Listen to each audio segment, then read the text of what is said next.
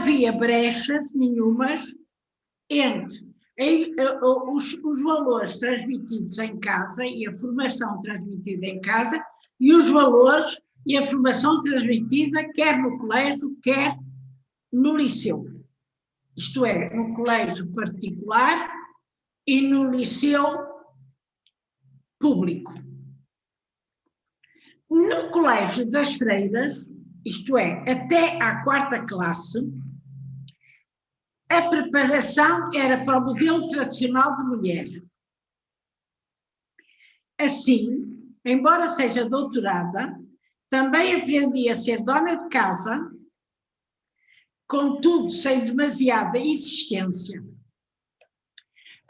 Nós temos de nos lembrar que o primeiro texto que todo português da minha geração lia, homem ou mulher, no livro da 1ª classe, chamava-se Uma Boa Dona de Casa. E era a história da Emilita. A Emilita era boa dona de casa. E então, o desenho era ela a limpar. Eu tenho a impressão que até a limpar uma mesa ou uma cadeira. Isso era o texto que qualquer português que andasse na 1ª classe, homem ou mulher, lia seguido, porque antes desse texto havia os textos que eram frases pequenas, que eram sílabas, depois palavras e depois frases pequenas. Mas o texto completo era Uma Boa Dona de Casa, ou A Boa Dona de Casa.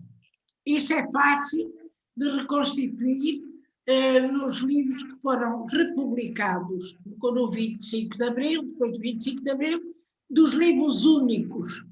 Isso, por conseguinte, quer o homem que lia associava à mulher ser boa dona de casa, quer a mulher que lia esse texto e que ainda era criança, isto é, desde criança, os dois modelos este modelo era nitidamente difundido, quer para rapazes, quer para raparigas. No entanto, eu não acho que tenha sido uma grande insistência, principalmente de parte da minha mãe.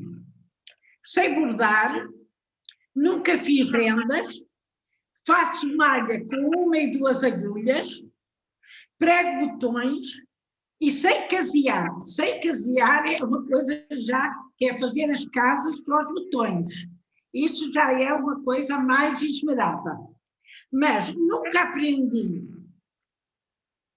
a costura propriamente dita. Sei fazer umas bainhas, sei cozer, mas nunca gostei de passar a ferro nem de limpar o pó. No liceu, o modelo prevalecia, mas haveria portas profissionais. E nesse contexto, eu acho que fui um misto de submissa e rebelde. Como costumo dizer até, é assim que eu me vejo. Nem no sistema, nem marginal, mas nas margens. A primeira, talvez, grande rebeldia, pelo menos relativamente a certas... não foi uma grande rebeldia, mas foi uma rebeldia. Foi a escolha de curso universitário.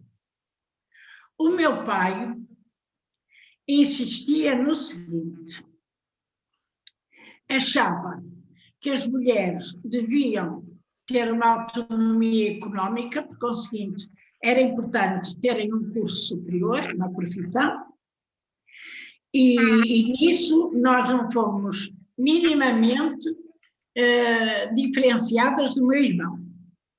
Mas achava que nunca belas artes. O meu irmão é arquiteto, mas ele achava que... Mas o meu pai não favoreceu muito, teria gostado até mais que o meu irmão fosse para a engenharia. Mas, em relação a nós mulheres, ele disse nunca belas artes e tendia a influenciar-me no sentido de eu ir para românicas. Isso por uma influência do primo, que era conhecedor do sistema educativo português, e na altura havia uma grande procura de professoras para português e francês. Mas eu resolvi que não era esse o meu futuro. Tenho-me perguntado muitas vezes, acho que nunca lhe perguntei, porque é que o meu pai insistia tanto que nós mulheres não fôssemos para belas artes? Acho que, por um lado, era porque era considerado, na altura, um curso em que as mulheres eram mais livres. E, no conjunto, homens e mulheres mais livres. E, por outro lado, é curioso porque o curso do meu pai foi, aliás, o primeiro curso da Escola de Belas Artes do Porto em que, em arquitetura, houve uma mulher. Mas isso devia ser, para ele, devia ser uma estranheza, de facto, as mulheres. Por outro lado, eu penso que, quer em relação ao meu pai, quer em relação à minha mãe, Belas Artes tinha a questão do nu, de poder haver aulas de nu, não tanto em arquitetura, penso eu, mas nas outras vertentes, não é? E, por conseguinte, a questão do nu talvez fosse uma das razões, que, aliás, se associa àquilo que eu já falei, de que nós não devíamos ir ao escritório do meu pai, e penso que não era simplesmente para não desarrumar o escritório, que era porque no escritório havia, pelo menos ou até mais, 2 quadros, um ou mais quadros, em que havia um homem nu. Que eu, aliás, por rebeldia, tenho bem à vista no meu escritório. No contexto genérico, eu penso que a minha maior rebeldia, do ponto de vista social, terá sido a decisão de não ter filhos. Eu sou uma mulher que nunca teve filhos. Até aos 10 anos, era uma ótima mãe de bonecas. Tive muitas bonecas, mas tinha tendência sempre a concentrar-me numa. E era tão esmerada nas bonecas que estraguei o boneco mais evoluído que me foi dado, e já explico porquê, com tanta papa que lhe dei. Os meus pais foram a Marrocos e trouxeram um boneco daqueles que tomava água, estava ao biberão e bebiam água.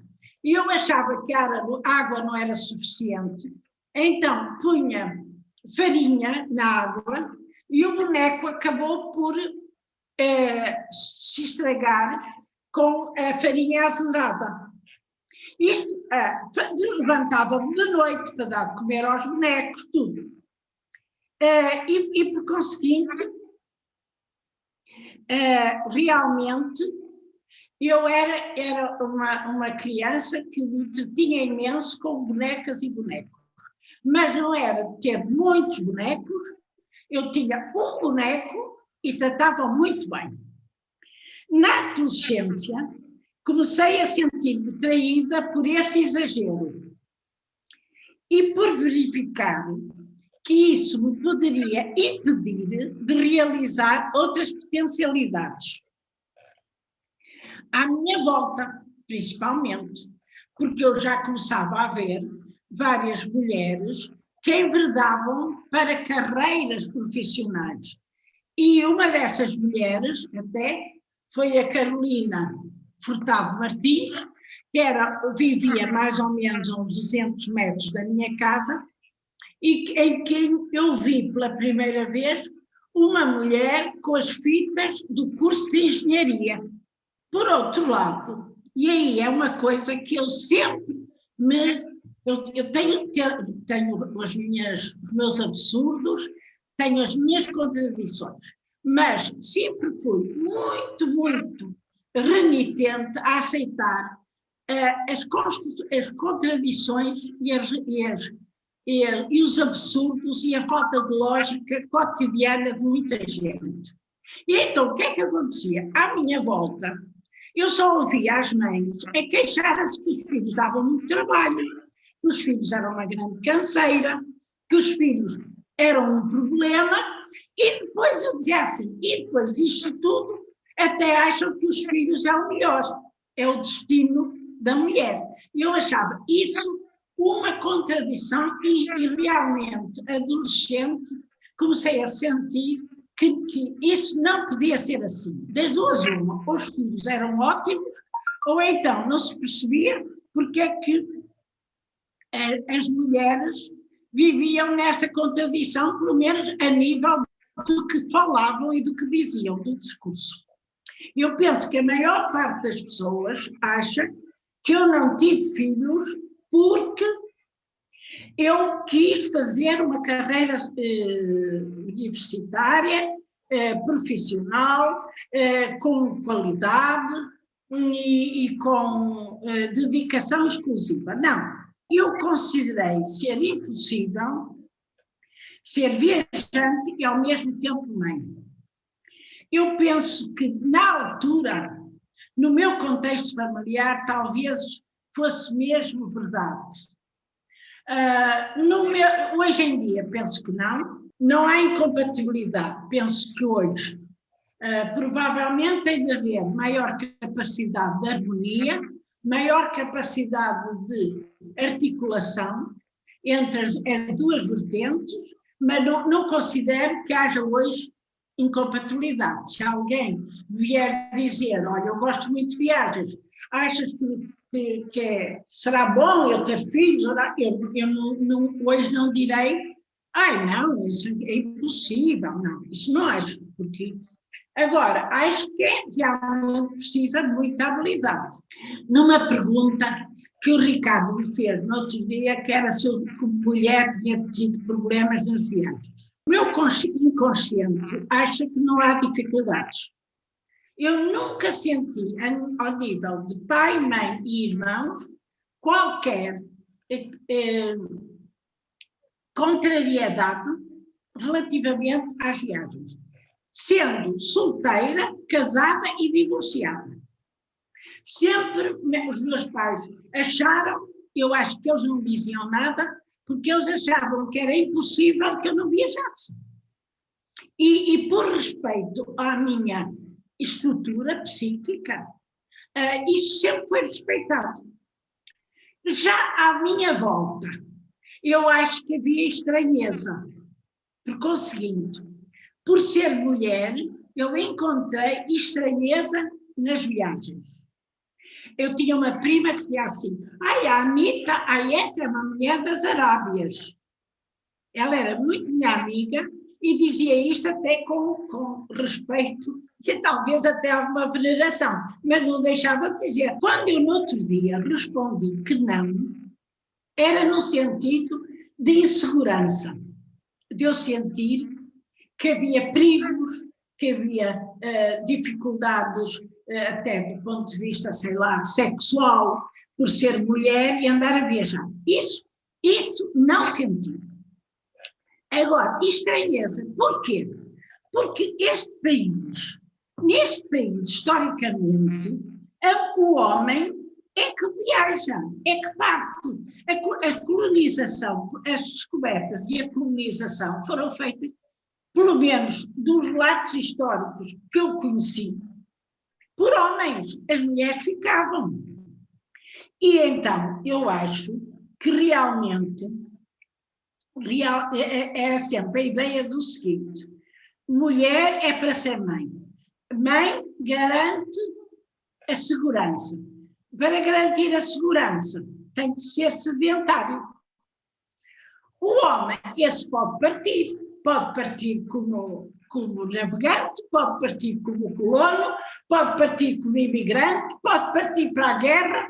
Então, e o partir não é feminino em Portugal. E, por exemplo, nós sabemos que noutros processos de descoberta e de colonização, como por exemplo o inglês, as mulheres foram mais do que os homens. Aliás, a Maria Belo, do seu tempo, e que eu lembro perfeitamente, na altura que ela era professora na Faculdade de Ciências Sociais e Humanas, e até penso que na própria tese de doutoramento focou muito este aspecto, realmente. Isto é terra de Santa Maria, é uma terra das mulheres, as mulheres ficam, os homens saem, pronto. E aliás, ela até parece que, do meu ponto de vista, com uma certa graça, dizia que os homens se sentiam a mais. Partiam porque se sentiam a mais. Sentiam-se a mais, quer em casa, quer no próprio território de Santa Maria. Bem, mas eu agora apetecia-me mais falar, neste contexto, de um problema que me preocupa na atualidade, que é a questão do binarismo. Eu, neste momento, sou uma leitora bastante assídua de toda a literatura que vai saindo sobre a questão de género e sobre a questão da questão realmente homem-mulher, feminino, masculino, etc. Ora, o binarismo, do ponto de vista filosófico, é uma pecha da cultura ocidental. Nós somos muito habituados, não é, ao positivo, negativo, preto, branco, bem e mal, bom e mal. O bem e o mal é uma questão da ética. O bom e o mal é uma questão da moral. E, no entanto, a realidade é que nem há bom nem mal, nem bem e mal, há mistura. Há mestiçagem, há gradações, há fluxos. E eu hoje, então, sinto que este problema é um problema que afeta muito a própria filosofia ocidental. E, por conseguinte, eu penso que antes mesmo de nós considerarmos, como filósofo, de considerar que é um problema secundário, temos de sentir que isto é bem decorrente de uma lógica aristotélica. Ora, a lógica aristotélica está na base do pensar, não é? Depois as várias lógicas que se foram seguindo, mas o binarismo, de facto, isto de ser tudo analisado desta maneira, segundo o binarismo, acarreta realmente muitas consequências, imensas consequências, eu até dizia. E por isso é que eu acho que o caso do homem e da mulher e o caso do género, melhor dito, e as questões de identidade e as questões de género são fundamentais para serem pensadas e pensadas do ponto de vista filosófico, do ponto de vista histórico, do ponto de vista sociológico. E quando as pessoas me dizem que estas questões de género são questões ideológicas, no outro dia uma amiga minha perguntou-me no WhatsApp: então, Ana Luísa, gostava de saber o que é que a filósofa acha das questões de género serem questões ideológicas. E eu achei curioso e pensei, eu acho que não tem nada de ideológico. Quando eu nasci, a primeira pergunta que foi feita foi: é menino ou menina? Nós nascemos, quando logo nascemos, a primeira pergunta que a envolvência faz é, pronto, provavelmente é saudável ou não é saudável, mas é menino ou é menina? E talvez até muitos perguntem muitos perguntam, antes de tudo, se é menino ou menina.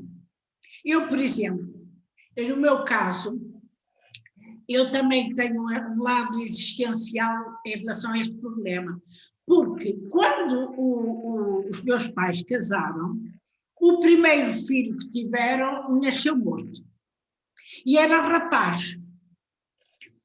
E contava a minha mãe, e sempre ouvi contar, que tiveram ambos um grande desgosto, e à maneira da época, o meu pai chegou a pôr luto por um filho que tinha nascido morto e que andou de luto.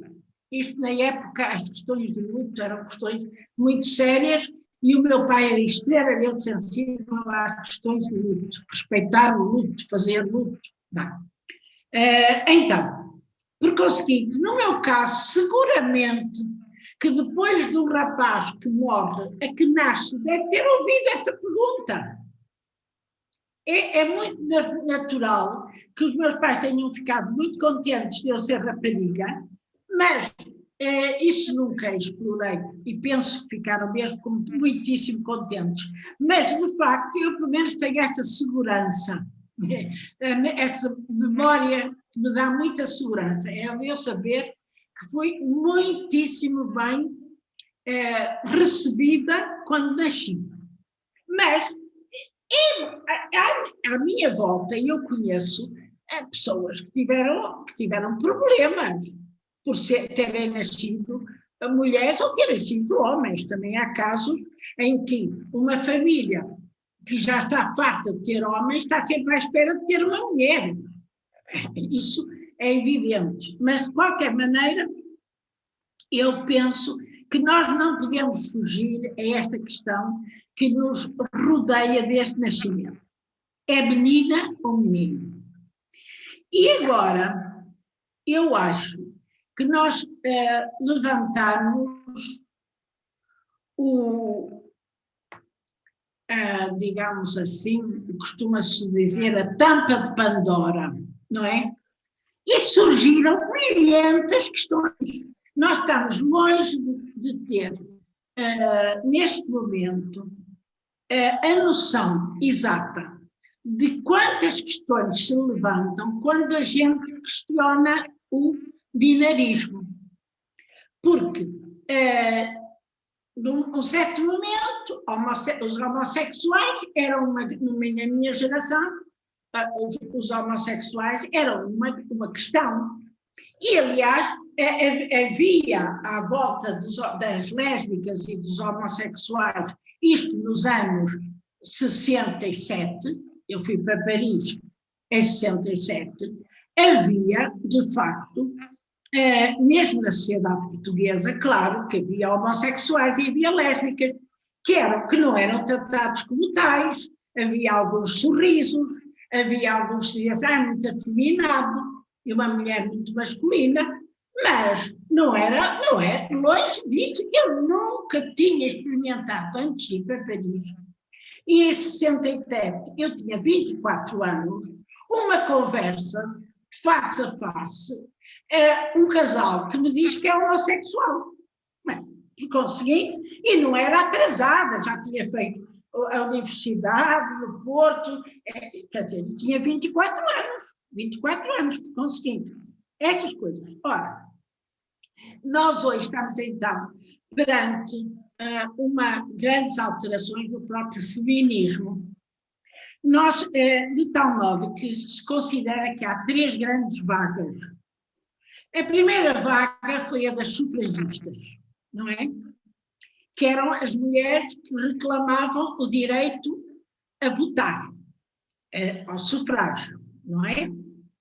E no caso português, aliás, eu acho que esta história é muito engraçada e por isso resolvi buscá-la, porque lembro sempre dela, mas quis trazer aqui pormenores. Então, uma delas era a Ana de Castro Osório e a Carolina Beatriz Ângelo é então um caso muito especial. Ela era médica e viúva, com uma filha que alimentava como médica, trabalho médica. Invocou ser chefe de família, que sabia ler, para poder votar no dia 28 de maio de 1911. Esta mulher teve de invocar ser chefe de família. Isto deu tanta celeuma que no ano seguinte a lei foi modificada e foi explicitado chefe de família homem, que era para não haver mais mulheres a ir nesta vida. Outra, é engraçado, também médica, a medicina foi muito evoluída, no caso português, de todas as áreas científicas. Aquela em que o feminismo foi mais forte foi, de facto, penso eu, e penso que não estou errada, talvez, eu penso que tem a ver com as relações com o corpo. Adelaide Cabete, que era obstetra, foi a primeira a votar em Luanda em 1933. E eu ainda me lembro, e tinha 6 anos, quando a minha mãe foi votar a primeira vez às eleições presidenciais de 1949. Na época, nessa altura, havia um candidato que levantou muita celeuma, que era o general Norton de Matos, que acabou depois por desistir. E eu lembro perfeitamente de irmos no carro, o meu pai, a minha mãe e os meus irmãos, e eles saírem para ir votar. E era um alarido. A minha mãe podia votar. Bem, e porquê? Porque a minha mãe, embora tivesse uma cultura geral muito lata, realmente era uma mulher culta e era uma mulher que, do ponto de vista de literatura e de história, sabia bastante, só seguiu sempre um ensino particular. Porque é o seguinte, ela teve sempre aulas em casa, vinham as professoras a casa, e depois ela ia fazer os exames ao ensino oficial. Mas eu acho que ela não fez a 4ª classe, porque uma das coisas que nós às vezes usávamos era dizer que se ela tivesse de tirar a carta, não podia tirar, tinha de fazer a 4ª classe, que era para poder, sem exame da 4ª classe não era possível. Depois veio a geração da Simone de Beauvoir, que é aquela geração celibérrima, não é? Não se nasce mulher, e agora, assim, a filósofa que mais me atrai pela sua capacidade de formação em filosofia da dura, sólida, é a Judith Butler. Eu, infelizmente, não a pude conhecer quando ela veio a Portugal e falou no Teatro Maria Matos, porque estava no estrangeiro. Mas tenho uma admiração imensa pelo trabalho desta mulher. Acho que ela é um marco decisivo nesta problemática. Eu não falo simplesmente por ser mulher, mas por ser filósofa. E acho que, como ela tem e acontece muito frequentemente, se me permitem, na elite americana mais sólida, ela tem uma formação, de facto, nos filósofos mais pesados e mais, digamos assim, significativos da história da filosofia, que lhe permite também, porque sendo lésbica, tendo assumido ser mãe, e curiosamente parece que uma vez ouvi pelo menos esta história, e penso que é verdade, que uma vez perguntaram se o filho se não sentia problemas de não ter pai, ele disse: meu filho, o problema que sente é que tem 2 mães.